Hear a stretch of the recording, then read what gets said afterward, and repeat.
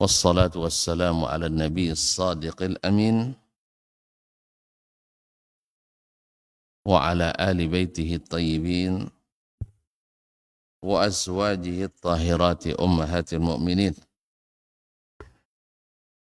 وأصحابه الكرام الغر الميامين والتابعين لهم بإحسان إلى يوم الدين ثم أما بعد فأوصي نفسي وإياكم أيها المسلمون وأيتها المسلمات بتقوى الله عز وجل رب الأرض والسماوات فإنه قد فاز المتقون يا أيها الذين آمنوا اتقوا الله حق تقاته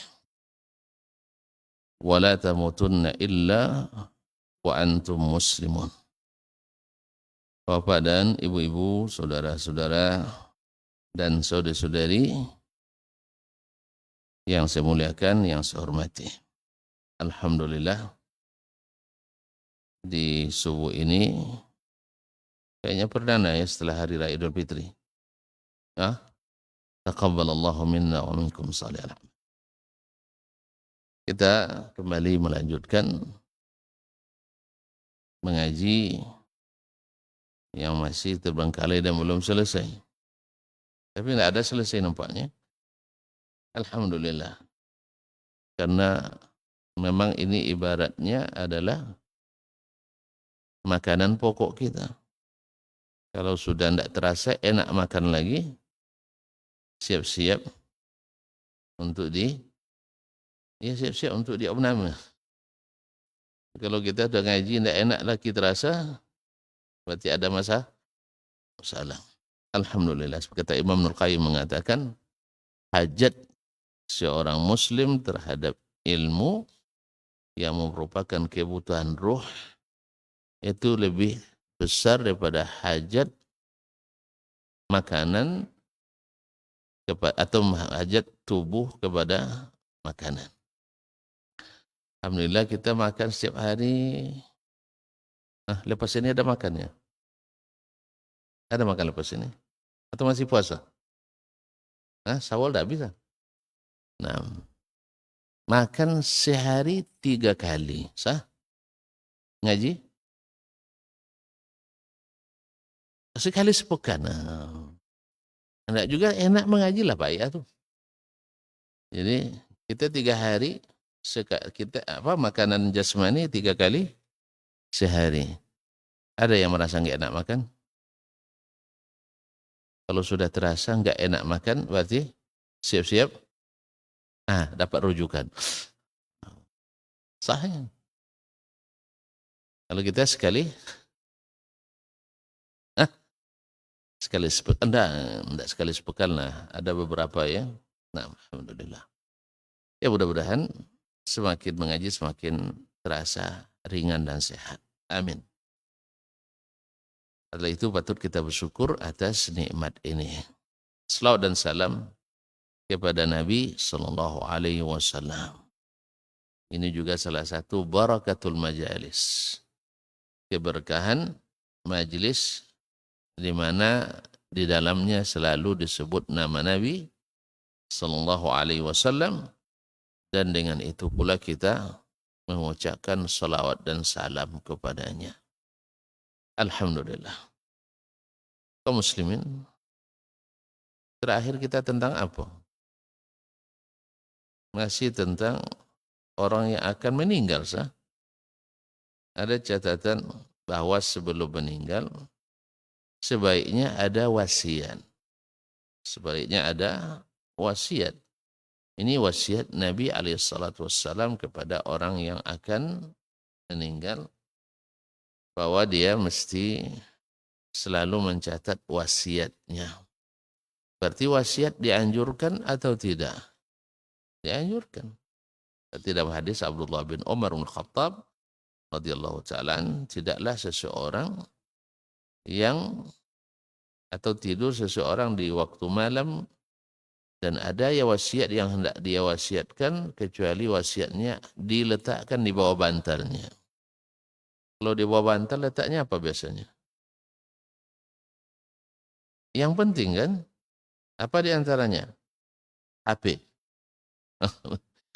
Ini jangan, HP itu letak bawah bantal berbahaya. Ya, jangan letakkan HP dekat dengan kita karena sangat berbahaya. Yang kedua, memang tidak bagus tengok HP lepas tidur juga. Sah? Dan juga tidak bagus tengok HP menjelang tidur. Nah, kalau sempat yang datang berita buruk jadi buah pikiran. Sah? Kalau nampak yang cantik-cantik jadi beban pikiran. Makanya tidak usah tengok HP menjelang tidur. Nah, jadi wudu, habis itu baca ayat kursi, baca al-mu'awwidzat, kemudian dua ayat terakhir surah Al-Baqarah, insya Allah cepat itu tidurnya. Kadang belum selesai zikirnya sudah lewat. Tapi kalau pakai HP lambat tidurnya. Hah? Apalagi dengar, apalagi sudah dengar bahan bakar naik. Memang bahan bakar naik bikin panas di dada ya. Tapi untung yang subsidi belum naik ya. Alhamdulillah. Yang lain pada naik. Karena memang Allah musta'an. Jadi ada wasiat. Bisyai'in min malihi. Kalau ada hartanya dia wasiatkan yang batasnya paling banyak sepertiga. Kalau boleh jangan sampai sepertiga. Karena kata Nabi SAW, wathuluthu katsir. Kemudian ini adalah bagian dari orang yang meninggal. Karena dia terakhir dia mendapatkan atau memanfaatkan hartanya. Apalagi di saat itu kalau diletakkan di tempat yang sangat berguna. Misalnya Masjid Al-Ittihad perlu perawatan sah misal. Maka dia lekatkan uangnya di sini sepertiga nanti untuk masjid. Selama dia masih dipakai maka mengalir pahalanya. Ya, atau misalnya sekolah atau lembaga dakwah dan sebagainya selama dimanfaatkan masih. Ini juga atau kita mendengar di suatu tempat misalnya di suatu daerah kesulitan sumber air bersih, air minum, maka dia wasiatkan. Uang saya ini ada misalnya uang ada 3 M misalnya. Sepertiga dari 3 M berapa? 1 M ya, mudah baginya ya. Alhamdulillah. Cuma memberikannya itu yang berat. Nah, ini untuk proyek air bersih. Masya Allah. Digali sumur artesis misalnya, kedalaman 400 meter. Nah, berapa duit? Anggap aja 500.000 dapat 2. Selama orang masih minum di situ, berwuduk di situ, mandi di situ, mencuci di situ, Masya Allah. Yang dicuci kan ada pakaian sholat kan? Ya, yang minum orang-orang yang sholat. Maka Allahu Akbar, pahalanya luar biasa mengalir pada kita. Atau tanam pokok yang berbuah. Kan di sekitar kita ada tanah yang lapang, tanam mangga, tanam matoa, tanam apa lagi? Tanam dolar. Nah, misalnya. Jadi selama itu berbuah dimanfaatkan, maka akan mengalir juga pahala bagi orang yang menanam, khususnya kurma. Dan seterusnya kaum muslimin. Ini juga bagian daripada zikir yang harus dihidupkan di saat menjelang atau di saat-saat kita akan meninggalkan dunia ini. Kemudian saya mengingatkan, wa yustahabbu lahu kadzalik, dianjurkan pula bagi orang yang akan meninggal itu ayyusiya ahlahu bitaqwallahi azza wa jalla. Dia berwasiat kepada keluarganya atau karib kerabatnya atau murid-muridnya. Di saat itu dia berwasiat. Karena biasanya wasiat orang yang akan meninggal itu orang selalu dengar. Sah? Ya enggak? Cuman wasiat yang maha hidup tak pernah mati sering orang abaikan ya. Sahih? Enggak ya? Orang meninggal berwasiat. Setelah dia mati ditunaikan enggak? Ditunaikan enggak? Takut orang tidak menunaikannya. Sah? Tapi wasiat Allah bahwa harta warisan segera dibagi, banyak yang menentang. Sah? Banyak yang menentang. Kadang lebih dahsyat daripada menentang orang yang meninggal habis itu nikah. Sah? Tidak pernah mengalami ya. Alhamdulillah, syukurlah. Ya orang dah berbulan-bulan istri mati. Habis itu menikah dia. Banyak juga ngomong, masih merah tanah kuburannya dia sudah nikah. Memang apa? Memang ada masalah kalau merah ada masih? Ada masalah? Harusnya siangnya meninggal malam, biar ada alasan makan-makan kan? Ini enggak. Mereka gembira juga. Siangnya meninggal, malamnya makan, makan-makan orang meninggal. Daripada makan-makannya enggak pas, sah, lebih baik karena walimah. Siang meninggal, malam. Kira-kira apa komentar orang ya? Hah? Pasti komentarnya negatif. Memang pernah ada seorang kiai di daerah sana, Kampar Kiri sana. Jadi Ustaz, siang tuh dikubur istrinya, malamnya akad nikah dengan adik istrinya. Wih, luar biasa. Komentar yang tidak patut didengar. Jangan-jangan, wih gitu rupanya, dan sebagainya. Jadi fitnah. Allah musta'an. Betul ya Pak ya? Betul kan? Nah, jangankan malam seperti itu. Ada kawan sudah 5 tahun merawat istrinya kena kanker. Sudah 5 tahun. Habis itu meninggal istrinya rahimahullah. Setiap hari dia merawat istrinya. 5 tahun lebih. Habis itu sekitar 4 bulan, 5 bulan lah. Habis meninggal istrinya, baru dia nikah. Banyak lagi yang ngomel. La ilaha illallah. Orang dah puasa 5 tahun. Antum puasa Ramadan aja sebulan dah payah nih. Ini 5 tahun. Jadi memang manusia ini memang kalau didengar tak selesai urusan. Doa saja dengar ya. Nah, dengarkan wasiat Allah Subhanahu wa taala bahwa wasiat orang meninggalkan kita laksanakan. Wasiat Allah tidak dilaksanakan. Akhirnya banyak masalah-masalah timbul di belakang hari. Kadang-kadang tanya ke ustadz pun bingung dibuatnya. Ya kan? Ada yang nanya tentang warisan harta soko atau sako. Ada sako tinggi, ada sako rendah. Gimana tuh? Biasanya soko turun ke yang perempuan. Sedangkan yang warisan turun ke laki-laki. Memang subhanallah. Kalau tidak diikuti aturan Allah, banyak masalah. Yang perempuan lebih banyak daripada laki-laki. Nah, akhirnya susah. Saya bilang ini menjawabnya perlu klarifikasi, perlu komunikasi, perlu identifikasi. Tidak bisa dijawab. Karena pada asalnya semuanya aslinya warisan. Semuanya aslinya warisan. Cuman sejak entah 7 keturunan di atas kita, tidak dibagi, akhirnya terpaksa kita mencari. Ketika datuk pertama itu meninggal, siapa aja yang hidup waktu itu? Sah? Habis itu setelah itu yang menerima warisannya dibagikan. Lepas itu siapa pula di antara anak-anaknya yang masing-masing itu yang masih hidup ketika dia meninggal. Oh, itu kerja bukan sebentar. Sah? Kadang ustaz tidak dibayar tuh. Kalau konsultan kan dibayar, kalau ustaz mohon maaf. Mohon maaf, itulah pentingnya kita melaksanakan apa yang Allah wasiatkan.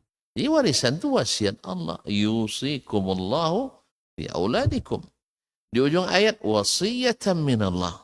Wasiat dari Allah Subhanahu wa taala. Jadi jangan karena perkataan orang, jangan kadang-kadang bicara orang baru orang tua meninggal dah bagi-bagi harta mereka. Sah?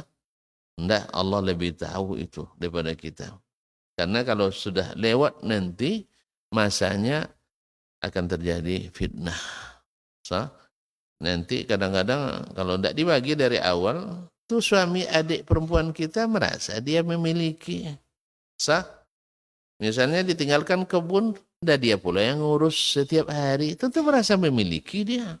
Enak aja kalau nak bagi-bagi, katanya saya yang terus setiap hari menjaga kebun ini. Ya siapa yang suruh Anda menjaga? Sah? Kau menjaga juga dapat duitnya. Nah, tapi begitulah yang terjadi. Atau menjaga tanah, atau menjaga aset dan sebagainya. Itu yang sering terjadi. Makanya bila mati orang tua kita atau mati anak kita, segera diselesaikan. Soal nanti setelah dibagi, kan kadang-kadang segan sama mak kita kan. Masa mak masih ada harta ayah dan kita faraid pula kan. Karena itu segan-segan semuanya. Nah ada masalah setelah jelas bagian antum saya dapat misalnya dari warisan 200 juta. Adik saya dapat 200 juta. Kakak dapat 100 misalnya. Dan seterusnya. Nah sepakat tuan-tuan. Ini bagian kita udah jelas ini udah dibagi. Nah karena emak masih ada saya serahkan bagian saya untuk emak. Saya tidak butuh. Mudah-mudahan diikuti sama yang lain. Tapi jelas. Ini pemberian kita untuk emak kita. Kalau tadi tidak dikuasai mak aja kan, dikiranya dia yang punya. Padahal itu harta anak-anaknya. Buktinya ketika mak diminta oleh menantunya untuk anak-anaknya, mau dia ngasih. Berarti mak merasa itu miliknya, padahal itu bukan miliknya. Artinya makan harta orang secara batin. Paham ya? Misalnya harta saya, belum saya dapatkan bagiannya dan belum saya serahkan sama mak saya. Dalam keadaan seperti itu meninggal pula saya. Istri saya merasa ada bagian anak-anaknya kepada di situ kan? Sah? Bagian saya kan ada. Sekarang saya ada meninggal. Tentu turun ke anak saya. Aduh kelahi pula menantu sama. Enggak ada mertua. Apa sebab? Karena tidak melaksanakan wasiat Allah Subhanahu wa taala. Ya dong kadang-kadang lebih takut pada wasiat manusia yang meninggal daripada wasiat Allah yang tak pernah meninggal. Allah musta'an. Kemudian hendaklah mereka dia mewasiatkan keluarganya untuk bertakwa kepada Allah. Kalau diikuti Masya Allah. Tadi saya katakan orang yang akan meninggal wasiatnya didengar orang. Maka ingatkan anak keluarga kita. Ittaqillah. Bertakwalah kamu pada Allah Subhanahu wa ta'ala. Wal muhafazati ala awamirihi. Dan diwasiatkan pula olehnya untuk senantiasa menjaga perintah-perintah Allah. Khususnya tentang tauhid, khususnya tentang salat, khususnya tentang puasa. Jangan sampai ditinggal. Kemudian wattamassuki bisunnati nabiyhi sallallahu alaihi wasallam. Diwasiatkan pula anak-anaknya untuk berpegang teguh pada sunnah. Ini ada kaitannya nanti dengan pelaksanaan jenazahnya. Seperti yang akan disebutkan. Kadang-kadang kalau tak diikuti sunnah Nabi, banyak sekali yang melambatkan pelaksanaan jenazah. Padahal sunnah Nabi kan jenazah disegerakan. Sah? Tapi karena banyak sekali hal-hal yang dibuat-buat orang, seperti yang disebutkan, kadang-kadang masuk kubur diazankan pula dulu. Gara-gara dengar azan untuk orang mati, lupa yang hidup dengar azan di Masjid Ittihad. Sah? Selesai menguburkan jenazah, dia tidak ke masjid. Apa sebab? Sudah azan tadi di kuburan. Azan itu untuk orang hidup, bukan untuk orang mati. Jangan antum kiaskan pula dulu ketika dia lahir diazankan. Tentu ketika mati diiqamatkan. Ketika lahir diazan. Iya, karena dia hidup. Ya, karena dia hidup maka diazankan. Kalau dia mati? Tidak diazankan, diiqamatkan. Kadang-kadang macam-macam nanti datang setan mengganggu orang mati lagi. Syaitan masih menggoda orang mati. Tidak ada jawabannya. Kalau orang sudah mati masih bisa digoda. Kan tidak bisa lagi kan? Sahih? Sama orang ketika ngancam. Awas nanti kalau mati tidak kami mandikan, tidak kami sholatkan katanya. Memang malu kita tidak dimandikan? Hah? Saya mati, habis itu tidak dimandikan orang. Malu saya. Sampai ke dalam kubur, maaf ya, kalian dengan cerita-cerita saya tidak dimandikan gitu ya. Yang malu yang tidak memandikan. Sah? Yang berdosa yang tidak memandikan. Sebab awak mati dalam keadaan Islam. Tiba-tiba orang Islam tidak memandikan. Sah? Nanti yang viral mereka. Mereka yang akan disalahkan orang. Teganya, Ustadz mati tidak mereka mandikan. Akhirnya saya gertak pula. Kalau sempat kalian mati, saya tidak kalian mandikan, saya cari kalian di malam hari ini. Jadi arwah ketayangan jadinya kan. Iya. Enak-enaknya bilang tidak mandikan kan. Memang saya malu saya tidak dimandikan. Malu saya tidak dikuburkan. Malu saya tidak dikafani. Tidak ada. Orang sudah mati tidak punya rasa lagi. Sah? Oh nanti jadi cerita. Kalau ceritanya bukan karena buruk perangnya saya, jadi dosa kalian. Sah? Nah, karena beda kaji, gara-gara beda kaji kalian tidak mandikan saya. itu memangnya kalian mengaji apa enggak? Itu masalahnya. Kalau mengaji apa enggak? Ternyata orang-orang enggak ngaji juga masalahnya. Ya, hanya aja beragama menurut turun temurun. Makanya saya bilang, silakan aja enggak mandikan, tapi hati-hati. Tutup pintu rapi-rapi malam hari. Kalau enggak saya jadi kaum muslimin dan muslimat wasiatkan supaya mereka mengikuti sunnah Nabi sallallahu alaihi wasallam. Wa ayyuhadzirhum minal ahwa'i wal bidah, dan mengingatkan mereka dari bahaya mengikuti hawa nafsu dan bid'ah. Karena hawa nafsu itu bikin orang buta, bikin orang mati. Ya, dalam pepatah orang tua kita, karena mata buta, karena hati mati. Kalau sudah terlanjur mencintai bid'ah, susah dinasihati. Sampai orang bilang paling susah menasihati 3 orang. Tahu tuan-tuan?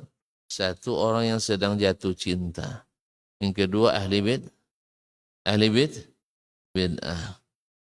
Ya sama penyakitnya sebenarnya. Orang sedang jatuh cinta, dia mengira seluruh keindahan hidup ada sama orang yang dicintainya. Sah? Perasaannya. Baru 2 bulan menikah, tahu dia ternyata setelah nikah tidak indah nampaknya. Demikian juga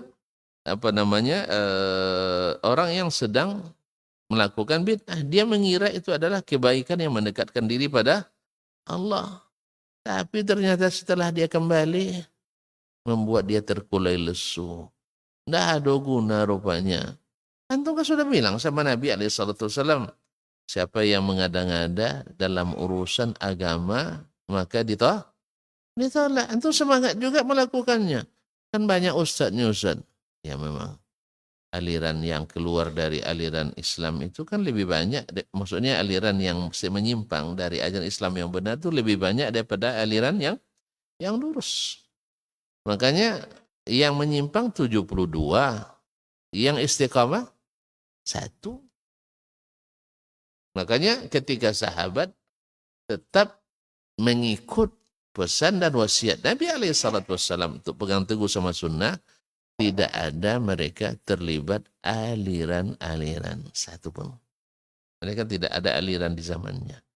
Makanya negeri-negeri yang tegak Al-Quran dan sunnah minus aliran. Tapi kalau seandainya dibuka pintu bid'ah hasanah, maka banyak sekali aliran. Contoh konkretnya di kita banyak ada aliran. Tuan-tuan, banyak ada aliran di kita. Raya aja bisa 4 hari. Ya, tidak ada terjadi di dunia manapun, di masa manapun terjadi orang sekampung berbeda hari raya. Kecuali di Konoha. Carilah dalam sejarah. Tidak ada orang berbeda hari raya atau mulai puasa dari generasi Islam sejak zaman Nabi sampai hari ini, satu kampung, bahkan satu rumah, Berbeda raya, berbeda puasa, kecuali di Konoha itu apa? Saya enggak tahu dong. Nanti salah-salah sebut pula saya. Bilang aja lah di Nusantara ini, khususnya di Indonesia. Karena apa? Karena mereka tidak kokoh memegang sunnah. Sebab apa? Mereka lebih mengedepankan pikiran ya dan perasaan. Jadi ada orang katanya nak menyatukan umat Islam sedunia. Tapi kenyataannya memecah belah umat serumah. Serumah. Enggak, Ji. Ada teman, ini kisah nyata nih. Istrinya rayanya di bulan Maret. Suaminya rayanya di bulan Syawal. Yang satu pakai bulan Maret. Yang satu pakai bulan Syawal. Raya. Tanggal berapa? 21 Maret atau 1 Syawal? Akhirnya duluanlah istrinya raya. Suaminya belum. Kira-kira damai enggak hari itu? Weh, bahagia enggak keluarganya hari itu? Kira-kira antum rasalah, istri antum dah raya, antum masih puasa. Senang enggak lihatnya? Weh, jangankan puasa dengan enggak puasa, antum makan di ruang tengah, dia makan di dapur sana. Senang enggak? Mak senang rupanya, enggak biasa ya? Astagfirullahaladzim. Hah? Dia makan ketoprak di warung sebelah. Awak makan pecel di sebelah. Senang? Senang? Mak, enggak ada lagi kemesraan ini. Nah, pasti senang. Apalagi raya dengan puasa. Sang istri meyakini puasa suaminya haram. Karena boleh enggak puasa di hari raya? Boleh enggak puasa hari raya? Karena istri meyakini hari itu hari raya. Sah? Sedangkan suaminya berkeyakinan istrinya berdosa besar. Karena Ramadan belum habis. Boleh enggak berhari raya di bulan Ramadan? Boleh enggak? Baik. Jadi masing-masing berkeyakinan amalan saudaranya salah. Sah? Akhirnya mungkin enggak dibenarkan dua-duanya? Mungkin enggak dibenarkan dua-duanya? Enggak mungkin. Pasti salah satunya salah. Nah, mungkin enggak yang raya di bulan Syawal yang salah? Atau yang raya di bulan Maret? Wih, mana yang benar? Yang raya di bulan Syawal atau yang raya di bulan Maret? 1 Syawal. Nah, 1 Syawal ditentukan dengan apa dalam sunnah? Nah, ditafsirkan dengan ru'yatul hilal. Melihat bulan. Bukan menghitung bulan. Melihat bulan. Kalau tidak terlihat, sempurnakan bulan Ramadan 30 hari. Jelas, tegas. Dan luas. Ketika ini diterapkan, tidak pernah sejak zaman Nabi, orang sekota beda puasa dan hari raya. Dan sampai hari ini, ya tidak pernah satu negara beda hari raya dan puasa. Kecuali ini mohon maaf nih, kecuali di Konoha. Apa sebab? Banyak orang pinternya. Banyak orang cerdasnya, tapi sikit yang istiqomahnya. Akhirnya yang mayoritas akan mengalahkan yang minoritas. Akhirnya yang intelektual merasa hebat dari yang katanya tidak intelektual. Saya masuk tidak kalangan intelektual? Tidak masuk anggota, tidak dikasih kartu. Ya, enggak juga masuk majelis ulama, sah? Sah ya? Yang profesor ekonomi masih masuk majelis ekonomi, masuk majelis ulama nih. Apa sebab? Tadi karena dianggap tidak berpemikiran maju. Yang maju itu adalah yang bikin orang puasa tidak sama. Yang bikin orang raya berbeda. Akhirnya karena satu merasa benar, datang lagi aliran lain yang juga tidak mau kalah. Kan itu jadinya. Sah? Ya ketika dibolehkan si fulan mengumumkan raya dan puasa sendiri, masa kami tidak boleh? Akhirnya ada pula aliran yang menggunakan metode ilmiah menurut mereka. Apa itu? Syekhnya dengan ilmu tertentu yang putus makrifat sampai ke hakikat, kalau nak menentukan hilal Ramadan atau hilal Syawal, langsung terbang ke bulan. Bang, NASA perlu miliaran dolar ya untuk terbang ke bulan. Syekh mereka hanya dengan komat kamit, picikan mata, bisa langsung ke bulan. Hemat. Ini kalau tahu Pak Prabowo ini bagus ya Pak Presiden. Efisiensi. Sah? Jadi pada mengeluarkan anggaran untuk melihat hilal, lebih baik sewa jasa satu orang aja se-Indonesia untuk datang ke bulan. Akhirnya memang kalau yang langsung ke bulan tentu lebih cepat nampak anak bulan tuh. Sah? Karena dia langsung ke rumah bulan. Beda dengan tunggu-tunggu di bawah. Hujan pula kan? Atau yang menghitung-hitung dari jauh. Sah? Sambil menghisap. Ahli hisap sambil menghisap.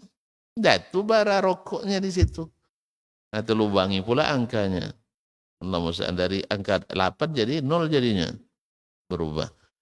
Hanya mereka raya atau puasa 2 atau 3 hari sebelum kita.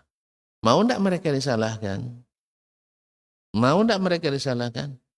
Jangan coba salah-salahkan. Bos Indonesia nanti. Memang kalian aja yang pandai berilmu. Kalian aja yang benar. Akhirnya diakomodir juga. Ada yang lain lebih canggih lagi. Zaman teknologi seperti ini kenapa enggak dimanfaatkan? Sinyal saya kan kuat. Sah? Di mana saja ada sinyalnya. Ini dicarinya nomor Allah Ta'ala. Nomor Allah Ta'ala. Diteleponlah Allah. Assalamualaikum. Salam dengan Allah Ta'ala ya. Subhanallah. Akhirnya dia lupa.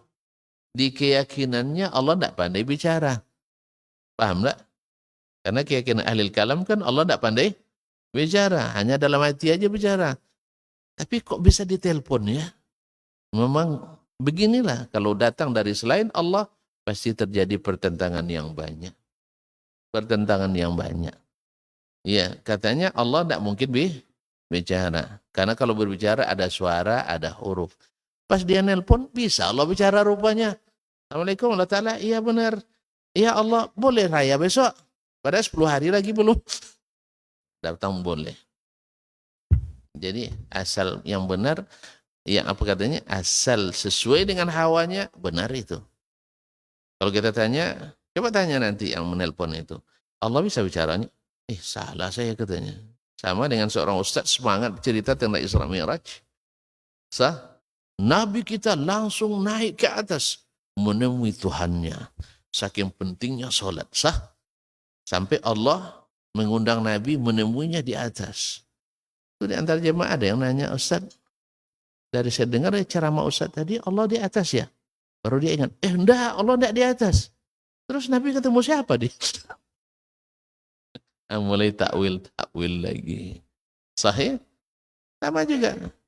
Pembesar, profesor doktor, ya takhasus luar biasa di bidang fikih. Ditanya, orang Yahudi Nasrani kafir enggak Ustaz? Oh enggak. Masa kita mengkafirkan orang yang punya kitab? Ahlul kitab. Yahudi kan Taurat. Nasrani Injil. Masa dikafirkan katanya? Berarti Yahudi Nasrani enggak kafir? Enggak. Lalu ditanya lagi sama presenternya, kalau gitu Wahabi kafir enggak Ustaz? Oh kafir. Kenapa? Karena belajar sama Yahudi dan Nasrani. Paham enggak? Yahudi dan Nasrani yang gurunya enggak boleh dikafirkan. Murid yang belajar akidah sama mereka dikafirkan karena belajar sama mereka. Masuk tuh. Enggak paham tentunya. Saya enggak boleh dikafirkan. Tapi yang belajar tauhid sama saya, belajar akidah sama saya dikafirkan. Padahal dia dapat kafir itu dari saya. Tapi tidak dikafirkan. Lucu lah sih ini. Bukan orang biasa kok. Ya, profesor doktor di bidang fikih perbandingan mazhab. Rujukan orang sedunia. Coba bayangkan. Tapi begitu cara pikirnya. Apa sebab? Karena mengikuti hawa. Ini bahayanya hawa kaum muslimin. Jadi bukan tidak orang ahli hawa pintar-pintar juga ya. Pintar enggak? Pintar, ahli hawa itu pintar. Makanya dia bisa membungkus syubhat dengan bungkusan-bungkusan syariat. Dengan bungkusan syariat. Allah musta'an. Makanya wajib atau dianjurkan menasihati keluarga daripada hal tersebut. Jangan mengikuti hawa, jangan mengikuti bid'ah. Karena Nabi tegas jelas mengatakan semua bid'ah tersesat. Lalu ada ustadz yang katakan ada bid'ah yang hasanah. Maka kita tanya hasanahnya menurut siapa? Menurut Allah dan Rasul kah atau menurut ustadznya? Nah, bid'ah hasanah itu menurut Allah dan Rasul atau menurut ustadznya? Menurut ustadz. Ya kalau gitu, tidak mungkin saya mendahulukan perkataan ustadz atau ulama daripada perkataan Allah dan Rasul Sallallahu Alaihi Wasallam. Makanya tolong cari kata Nabi, laisa kullu bid'atin dalalah. Bukan semua bid'ah sesat. Kalau ada, sami'na wa ata'na. Tapi kalau selama itu belum ada, maka saya lebih percaya pada Nabi Sallallahu Alaihi Wasallam. Karena Nabi yang katakan tertolak. Oh, masalahnya yang nanti masalah terbuktinya kan besok ya, bukan sekarang. Sah? Tuan-tuan, kalau ada spekulasi di sini di Ittihad ini kalau jualan untungnya pasti. Misalnya untungnya 1000%. Tapi kalau jualan di tempat lain berspekulasi, tidak pasti. Lagipun untungnya hanya 50%. Tonton pilih yang mana? 1000% yang pasti kah atau yang 50% yang tidak pasti? Payah juga milih ya. Woi, 1000% pasti, 50% spekulasi. Pilih yang mana? Payah sekali ngajak nih. Hah? Yang pasti 1000% untung. 1000% itu berapa ya? 10 kali lipat. Ya. Nah, sedangkan di tempat lain jualan untungnya 50% tapi tidak pasti. Pilih yang mana? Ternyata Tuhan pilih yang 50% tidak pasti ya. Karena berspekulasi. Mudah-mudahan diterima, mudah-mudahan ditolak. Gitu. Makanya kaum muslimin orang cerdas pasti mendahulukan yang untung besar dan pasti. Sekarang tonton berdoa langsung kepada Allah. Pasti tidak diterima? Pasti. Karena Allah janji. Janji Allah pasti. Cuman syarat kita harus lengkapi. Itu aja masalahnya. Sah? Daripada berdoa melalui wali. Pasti atau tidak? Tidak pasti. Hanya tafsiran orang sebagian. Buktinya sahabat setelah Nabi wafat, tidak ada satupun yang meminta melalui jalur Nabi SAW. Oh kan ulama-ulama, iya. Dulu orang-orang sesat itu ulama juga enggak? Yang menyesatkan Bani Israel dulu ulama juga enggak? Yang menyesatkan kita hari ini ulama juga enggak? Itu contohnya Ali Khamenei. Ternyata pendukung Syiah di sini ya. Hah? Iya. Korbannya, Masya Allah, ini membuat sesama Ahlus Sunnah pun terpecah antara mendukung dan tidak mendukung. Yang mendukung mengira pasti antek Yahudi, antek Amerika. Memang antum yang bicara ndak antek. Gaya bicara antum aja gaya Amerika, apalagi gaya beribadahnya, Allah musta'an. Ya semua kita hari ini ndak bisa lepas dari tekanan orang-orang kuat itu. Yang saya dalam tanda petik menyebutnya para preman dunia. Sah? Kenapa para preman? Dia puas orang rapat di majelis Dewan Umum dan Dewan Keamanan tuh memutuskan suatu keputusan, ada datang preman tuh. Batal keputusan. Sah? Preman enggak? Preman enggak? Ya preman. Jadi sekarang preman sedang berkelahi. Itu antum dukung. Nanti selesai mereka kelahi dicarinya kita. Nah, makanya kita tidak mendukung. Allah musta'an. Baik, kaum muslimin. Wa qarawa Sa'id bin Mansur fi sunanihi wa ghairuhu Anas bin Malik qala. Anas bin Malik diriwayatkan daripadanya bahwasanya kanu yaktubuna fi suduri wasayahum. Mereka dulu biasa menulis di awal-awal wasiat mereka. Kan wasiat kan dia tulis harta ini untuk si anu sekian ya, sepertiga paling banyak. Tapi di awalnya mereka tulis Bismillahirrahmanirrahim.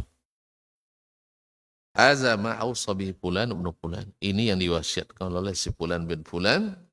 Awsa annahu yashhadu an la ilaha illallah wahdah. Dia berwasiat bahwa tidak ada yang berarti kecuali Allah dengan kalimat syahadat. Wa anna Muhammadan abduhu wa rasuluh. Bahwa Muhammad sallallahu alaihi wasallam adalah hamba dan rasulnya. Ini sebesar-besar wasiat. Sebagaimana dulu Nabi Ibrahim, Nabi Yakub dan nabi-nabi berwasiat kepada kali keturunannya. Wa anna as-sa'ata atiyatun la riba fiha. Ingat, hari kiamat itu pasti datang. Kenapa dia datangkan muhasabah? Kan orang mati kan tidak balik lagi. Kiamat kecil kan? Artinya menjelang kiamat dia tak akan bisa berbuat apa lagi. Maka sekarang dia sama-sama masih hidup, dia ikrarkan itu.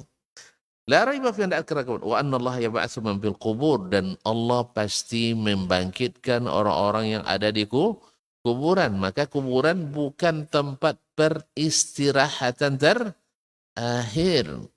Ini yang banyak keliru nih, ya. Yang tukang-tukang antar jenazah sering mengatakan kita antarkan ini. Para ustadz juga kadang-kadang. Allah musta'an. Bukan peristirahatan terakhir, tapi adalah ujian pertama menuju akhirat. Kalau antum lulus di ujian pertama ini, harapan lulus di akhirat besar. Tapi kalau di sini tergagap, apalagi kalau disiksa, maka itu gambaran di akhirat. Maka banyak-banyaklah minta perlindungan kepada Allah dari azab kubur. Dia dari azab kubur. Kalau sudah dihindarkan azab pasti nikmat, insyaallah ta'ala. Makanya ini bukan peristirahatan, tapi ujian pertama menuju akhirat. Nasallallahu alaihi wa alaikumussalam.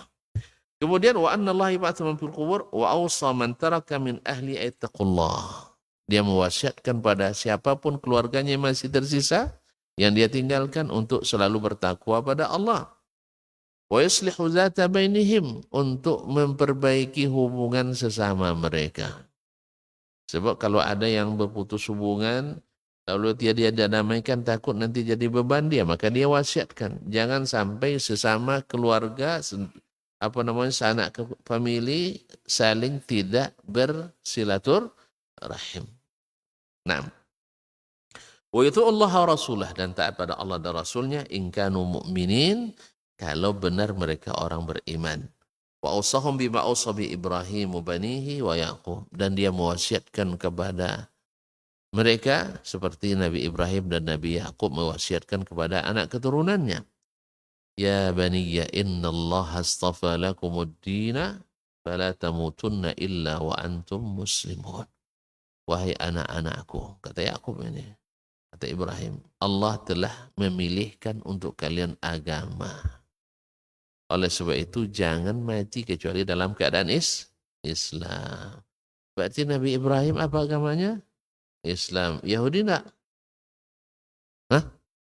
Ma kana Ibrahimu Yahudiyan wala Nasraniyan. Ibrahim itu tidak Yahudi dan tidak pula Nasrani. Walakin kana hanifan muslima. Dia adalah ahli tauhid dan orang Islam. Jadi kalau ada yang agama Yahudi, Islam diterima apa enggak? Agama Yahudi diterima apa enggak? Enggak. Nasrani diterima enggak? Enggak. Sebab apa? Sudah bukan Islam lagi. Pada Nabi Isa Muslim. Washhadu bi anna muslimun. Kata Nabi Musa. Saksikan kami adalah orang Islam. Musa juga mengatakan kami muslimun. Nabi Nuh mengatakan kami muslim. Maka benarlah Allah katakan inna dina indallahil Islam. Agama di sisi Allah hanya Islam. Makanya tidak ada agama-agama di sisi Allah. Yang ada di sisi Allah adalah agama. Terus mereka kenapa jadi agama Yahudi, Ustaz? Itulah ceritanya. Berawal dari agama Islam Nusantara. Tonton mau enggak jadi agama Nusantara? Hah? Ini awalnya dulu Yahudi itu. Mereka menisbatkan agamanya ke Yahudi. Akhirnya mereka rubah-rubah agama itu menyesuaikan dengan karakter, kultur, sejarah orang Yahudi. Yang tak sesuai dari Taurat mereka rubah. Akhirnya memang menjadi agama Yahudi. Sekarang Islam Nusantara, sama enggak proyeknya dengan itu? Sama. Mereka ingin Islam itu yang menyesuaikan dengan budaya, kultur Nusantara. Akhirnya besok jadi agama lain, agama Nusantara. Itulah sejarahnya kenapa jadi agama Yahudi, agama Nasrani. Mau ikut jejak mereka? Mau ikut jejak mereka? Kan bermula dari Islam murni, Islam jamaah, Islam apalagi futuristik, Islam inklusif, Islam eksklusif, Islam teruskan, kan banyak namanya. Islam modern, Islam moderat, Islam liberal, Islam sekuler. Pokoknya asal enggak ada asal ada ujung-ujung embel-embelnya pasti menyimpang. Islam Syiah menyimpang enggak? Pasti menyimpang. Islam modern menyimpang enggak? Pasti menyimpang. Yang benar adalah al-Islam. Tidak ada idhafatnya, ada tambah-tambahannya. Sebab segala tambahan yang dibuat orang pasti menyesatkan. Kullu bid'atin dhalalah. Dikit-dikit apapun bid'ah pasti bawa kesesatan dan pasti mengundang perdebatan, mengundang perselisihan. Makanya jauhi itu. Jangan dekat-dekati. Oh nanti tidak berkembang Islam itu. Memang perlu lagi dikembangkan. Belum selesai ya sama Nabi SAW. Mana Islam yang paling maju? Islam zaman sekarang atau Islam zaman Nabi? Hah? Ragu nampaknya ya. Anton seperti ragu mahasiswa saya juga. Ya, mana yang lebih maju Islam zaman dulu zaman sekarang? Sekarang Ustaz. Mantap kalian. Apa bukti Islam maju sekarang? Banyak internet, banyak ini katanya. Coba tengok internet Islam banyak tuh. Jadi memang tidak punya standar gitu. Tidak punya standar. Majunya Islam tentu Islam diterapkan sempurna. Kalau orang Islam banyak tapi tidak dipakainya Islam, maju Islam tuh? Tidak akan maju. Sama dengan orang Indonesia. Hebat-hebat tapi tidak membangun Indonesia. Maju Indonesia. Kita bangga misalnya dengan Habibie, tapi ke Jerman yang pakai. Bangga dengan sepulan-sepulan, tapi ke sana dia berkarya. Tidak di negeri ini. Maju negeri ini. Yang tinggal lagi yang korupsi-korupsi aja. Korupsi banyak, koruptornya nggak ada. Korupsi banyak, koruptornya nggak ada. Masya Allah, Allah musta'an. Jadi tidak akan maju kita. Islam, iya. Tapi Muslimnya tidak melaksanakan Islam. Maju Islamnya. Justru yang diterapkan adalah kearifan-kearifan lokal, lalu distempel Islam. Sehingga ada syirik syariat, khurafat syariat. Disko syariat. Hah? Semuanya jadi syariat. Judi syar'i. Allah musta'an. Judi syar'i. Nah, musta'an. Jadi banyak dikasih merek-merek Islam. Air itu lalu dibebankan itu pada tuh lihat orang Islam. Tidak maju agamanya. Iya kan tidak dikasih kesempatan. Tidak dikasih kesempatan kita untuk melaksanakan syariat kita. Sah? Piagam Jakarta yang 7 kata aja payah mengembalikannya. Sah? Tidak bisa dikembalikan. Dengan kewajiban melaksanakan syariat Islam bagi pemeluk-pemeluknya. Ada di situ radikalisme di dalamnya. Ada. Kewajiban melaksanakan syariat Islam bagi pemeluk-pemeluknya. Ada orang lain terzalimi? Enggak ada. Tapi kok mereka ngancam akan memisahkan diri Indonesia, berarti mereka yang teror kita. Tapi enggak apa-apalah, ngalah kita, sah? Ngalah kita. Padahal sebenarnya enggak boleh ngalah sebenarnya. Kan enggak ada mengganggu orang. Justru kalau Islam diterapkan, baca sejarah, pasti orang luar Islam lebih aman. Sah? Terjamin mereka. Makanya Syekhul Islam Ibnu Taimiyah rahimahullah oleh sebagian dianggap keras, tapi luar biasa. Ketika terjadi perundingan tukar-tukar tawanan dengan orang Mongol mengira yang dibebaskan hanya orang Islam saja. Lalu diperiksa, mana orang-orang non-Muslim, Kristen dan Yahudi yang kemarin ditawan, kok tidak dikembalikan? Lalu kata Imam Ibnu Taimiyah rahimahullah ta'ala, woi, bebaskan dulu ahlu zimmatina qabla ahli millatina. Bebaskan dulu ahli zimmah sebelum membebaskan orang Islam. Tahu enggak tuan kenapa ahlu zimmah didahulukannya? Tak tahu ya. Kalau ahlu zimmah, enggak ada yang akan pedulikan mereka kecuali orang Islam. Dan orang Islam yang berkuasa hari itu. Menguasai dunia kan orang Islam waktu itu. Makanya terjamin mereka. Tapi kalau orang Islam, mesti dicari sampai dapat oleh orang Islam, sah? Makanya dia ingatkan kepada raja, tolong bebaskan orang Yahudi Nasrani dulu, masuk dalam syarat kita. Karena mereka ahlu zimmah, terjaga mereka. Kemudian orang-orang yang terlibat perjanjian dengan kita, orang-orang yang ada hubungan diplomatik dengan kita harus dihargai. Ini enggak bela Iran aja melawan Israel, dikira kita antek Israel. Yang ngomong tuh ada kedutaan Israel di kampungnya. Yang tidak menolong, yang tidak ada bekerjasama dengan Israel. Kerjasama dengan orang kafir tidak menyebabkan kita kafir. Karena ada aturan di Al-Quran. Bila perang saudara kita dengan orang yang kita terikat perjanjian dengannya, boleh kita batalkan perjanjian? Boleh? Enggak. Itu ada aturan Al-Quran semuanya. Cuman antum biasa bicara pakai logika. Itulah akhirnya nak menyatukan umat dengan logika, meninggalkan Al-Quran dan Sunnah. Akhirnya jadi pemecah belah. Orang berkelahi, awak sesama Ahlussunnah yang berkelahi pula. Alangkah bodohnya kita. Jelas. Bilang jelas supaya selesai. Nah, jadi termasuk diwasiatkan oleh kita supaya diselenggarakan sesuai dengan sunnah. Sebab kalau tidak sunnah pasti banyak nyanya. Nanti menjelang diangkat, anak-anaknya nyuruh pula di bawah keranda itu. Habis itu jadi anak durhaka mereka setelah itu. Itu tidak akan memajukan, bukan itu yang disuruh. Bakti pada orang tua bukan dengan nyuruh-nyuruh kayak gitu. Nah, nanti habis itu sambutan ini, sambutan itu. Mulai dari RT sampai bupati. Habis pula 2 jam setengah sambutan. Orang dah garuk kepala tuh. Ya, ajudan terpaksa nunggu kan. Protokolnya terpaksa nunggu. Lama. Sesimpel mungkin.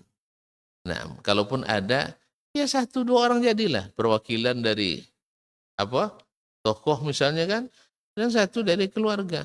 Nah, walaupun tidak mesti juga. Nah, apalagi cukuplah maafkan saudara kita ini, kita doakan dan selesai. Nah, enggak banyak, semua ada sambutan dan seterusnya. Nah, kalaupun lama-lama nanti setelah dikuburkan, kuburkan kan sudah selesai kerja tuh. Sah?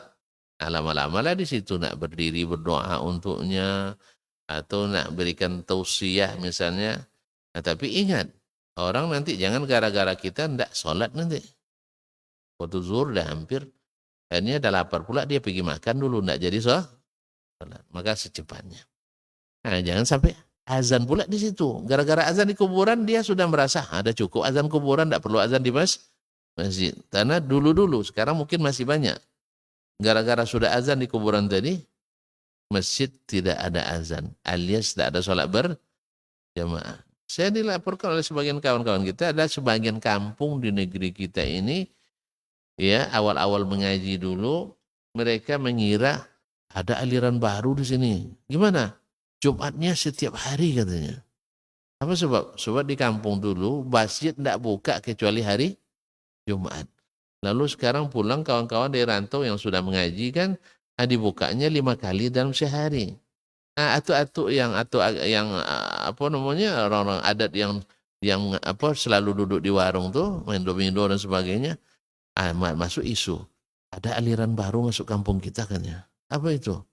Mereka Jumat setiap hari gitu ya. Dikira Jumatan setiap hari. Kenapa? Ada kajian juga. Ini aliran sesat nih katanya. Kenapa? Karena memang di situ kata kawan-kawan tidak pernah sholat berjamaah kecuali Jumat. Sampai begitu jahilnya orang. Bayanglah tonton bagaimana beratnya Nabi dulu Shallallahu Alaihi Wasallam untuk menjelaskan kebenaran. Tapi dengan kesabaran, ketabahan, akhirnya Allah berikan pencerahan. Wabillahi taufiq. Baiklah kaum muslimin dan muslimat dirahmati Allah. Jadi wasiatkan juga jangan sampai dilaksanakan secara tidak syar'i. Ya macam-macam dibuat orang. Nanti dibuat pula keluarga pakai pakaian serba hitam. Sebab dianggap sebagai pakaian berkabung. Ada dasarnya? Nggak ada. Orang di Arab hitam terlalu itu berarti berkabung tiap harinya. Nggak ada. Ini hanya meniru orang-orang agama lain. Ya mungkin sebagian orang Nasrani memang berpakaian hitam-hitam di saat terjadi musibah. Lalu ditiru oleh orang kita. Ditiru oleh kita. Nah, kemudian, mohon maaf, ini tentu jangan tersinggung dah. Ya kalau saya sarankan, jangan kirim papan bunga ucapan selamat berduka cita. Paham tak? Apa tulisannya selamat Hah? Oh turut, bukan selamat. Oh salah lah. Sebenarnya pas juga papan bunga kan tanda gembira kan? Sah? Kalau antum pergi menemui sang kekasih pakai bunga kan? Tanda senang atau tanda sedih? Antum pulang ke rumah nanti jumpa kekasih, istri antum. Antum bilang kekasih konotasi negatif ya. Belum nikah tuh kekasih. Kalau sudah nikah, musuh. Allah musta'an. Hah? Dikasih bunga, tanda gembira. Nah sekarang tren pula kita kirim papan bunga ucapan selamat berduka. Akhirnya datang ria di hati yang menerima, ria di hati orang yang memberi. Saya ketika meninggal ayah saya tuh anak saya datang papan bunga penuh sampai ke jalan raya sana. Mungkin ujub, masya Allah berarti saya hebat ini. Ya ada dari Pak Wali Kota, daripada Pak Kadis, daripada dan sebagainya. Kira-kira ada enggak papan bunga itu menambah pahala bagi saya? Atau menambah kaya saya? Enggak ya?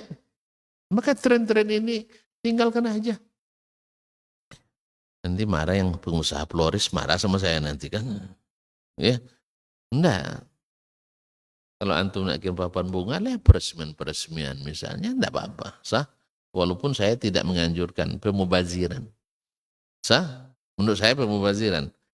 Lebih baik antum ya masukkan duit papan bunga berapa? 500. Masuk ke amplop. Serahkan pada yang kena musibah itu. Sah. Pasti ada lebih senang itu. Kalau gitu biarlah banyak mati keluarga ini katanya. Iya malamlah 500 kali 100 sudah 50 juta kan. Sah? Dari papan bunganya. Nah, bilang sama para pejabat-pejabat itu, bungkus duitnya. Tidak usah kirim papan, bikin macet juga kadang sah. Bungkus duitnya, kasih. Nah, cuman kalau sudah bungkus duit, ada nggak 500 dikasih? Paling-paling 5.000. Apa sebab enggak nampak namanya? Oh, kalau masalah enggak nampak namanya berarti ria lagi. Sah? Makanya enggak dianjurkan hal-hal seperti itu. Pasti ria. Tonton di perhelatan walimah saja, kalau sempat antum kirim papan bunga banyak juga menambah ujub orang. Kemudian jadi hutang bagi yang dikirimi. Sah? Akhirnya disugaskan fotografer untuk memoto siapa saja yang kirim. Sah? Kan dipoto tuh. Siapa saja yang kirim untuk dokumentasi. Nanti kalau ada undangan masuk diperiksa. Ustaz Dasman ada enggak kirim papan bunga kemarin? Kalau ada, mau tidak mau kirim. Oh dia papan besar 2 papan kemarin tuh. Akhirnya kirim 2. Ya, menghabiskan dana untuk sesuatu yang tidak berguna. Ini yang bikin, jadi sebenarnya Pak Presiden jangan penghematan tidak masuk kantor. Yang seperti ini dikurangi saja. Kalau perlu dilarang ya. Kalau nak ucapkan selamat kan sudah ada di WA nih. Ucapkan selamat. Sah? Atau buat spanduk besar-besar. Kami keluarga besarnya. Seluruhnya sekali. Nah, cuman kan tidak asik Ustaz. Memang tuan-tuan sudah biasa buang-buang duit. Itu masalahnya. Untuk sesuatu yang tidak berguna. Kalau disuruh lewat kata papan impak, apa namanya, kota impak, dapat 50.000 udah banyak tuh. Tapi kalau untuk bikin papan bunga 500 sedikit. Nah, ini harus kita wasiatkan juga kepada anak-anak kita. Kemudian jangan ada apa namanya hal-hal yang banyak. Seperti yang saya katakan tadi, azan di kuburan, kemudian duduk di atas kuburan atau nginjak-nginjak kuburan. Makanya kalau kita punya kuburan umum, itu harus diformat. Ada jalan tengahnya. Jangan orang berjalan di atas kuburan. Barangkali perlu juga belajar kita. Kalau kita misalnya di Baqi di Madinah, kan ada jalannya kan. Bahkan mobil juga bisa lewat untuk pengantar jenazah itu. Nah kita juga harus buatkan jalan-jalan. Buat kapling lah. Ini kapling 1, kapling 2, ini yang wafat tahun sekian, nanti bisa dihitung. Kalau sudah berapa lama itu, tidak bisa dibongkar lagi. Sah? Sehingga jangan banyak tanah yang terbuang. Maka dihalangkan, wasiatkan pada keluarga, kalau kalian sama ayah sayang, jangan bawa keramik ke kuburan. Sah? Ya kalau ada duit keramik, antarkan ke Masjid Ittihad. Kan udah ada mungkin keramik ada mulai pecah tuh. Antar ke situ lebih berguna, jelas, dan disuruh. Sedangkan ini tidak berguna, datangkan mudarat, dan dilarang. Allah Ustaz. Oh ada buaya yang boleh. Buaya lagi itu masalahnya. Ada ustaz yang membolehkan. Sah? Nah, maka dia wasiatkan tolong nanti jangan dikuburkan saya dekat masjid. Sebab masjid itu untuk orang hidup, bukan untuk orang mati. Ada buaya lagi bikin subuhat. Kalau mati saya tanam di mihrab nanti. Biar Wahabi tidak bisa sholat di situ. Dendam sekali nampaknya. Nabi larang orang sholat menghadap kuburan. Nah, kalau antum sebagai pengikut Nabi yang setia, sami'na wa ta'na. Nah, mungkin antum cecar pula Nabi dengan pertanyaan, apa maksud Nabi? Kami tidak ngerti, gitu ya. Sahabat ngerti semua, makanya mereka tidak mendatang atau tidak membuat kuburan-kuburan di dekat masjid. Walaupun ada yang bolehkan. Ini wasiat-wasiat seperti ini penting kita sebutkan. Nah, Allah Ta'ala alam. Jadi, kaum muslimin dan muslimat dirahmati Allah, ini pembahasan mungkin terakhir tentang orang yang akan meninggal. Cukup ya? Jadi masih ada azan juga. Azan itu untuk orang hidup. Ada hadisnya yang mengatakan seorang meninggal itu tetap mendengarkan azan selamanya. Cuman sayang hadisnya hadis palsu. Seperti katakan oleh Imam Ibnul Jauzi dalam kitabnya Al-Mawdu'at. Cuman sering dikemukakan sebagai dalil. Orang mati itu masih mendengar. Al-Quran mengatakan tidak. Lalu dijawab pula dengan Nabi dulu mendengar orang-orang di Badar. Nabi diberikan kekhususan waktu itu. Nah, andai pun mereka mendengar, masih ada tidak pahalanya? Hah? Kuburkan ayah nanti kuburan, dengar-dengar juga orang mengaji katanya. Masih ada pahala lagi? Kalau gitu udah apa-apa, mati aja kita cepat. Rupanya bisa berpahala setelah mati. Amal setelah mati nggak ada lagi. Kecuali yang direkomendasikan oleh Allah dan Rasulnya Sallallahu Alaihi Wasallam. Artinya ada berita tentang itu dalam Al-Quran dan Sunnah. Baik. Oke, sampai di sini kajian kita malam ini. Pagi ini ya. Di dalam sudah jelas, di luar sudah terang. Itu maka kita pulang. Terima kasih dan mohon maaf. Wabillahi taufiq wal hidayah. Wallahu taala alam wa sallallahu ala nabiyyina Muhammadin wasallam. Wa subhanakallah bihamdik asyhadu an la ilaha illa anta astaghfiruka wa atubu ilaik. Wassalamualaikum warahmatullahi wabarakatuh.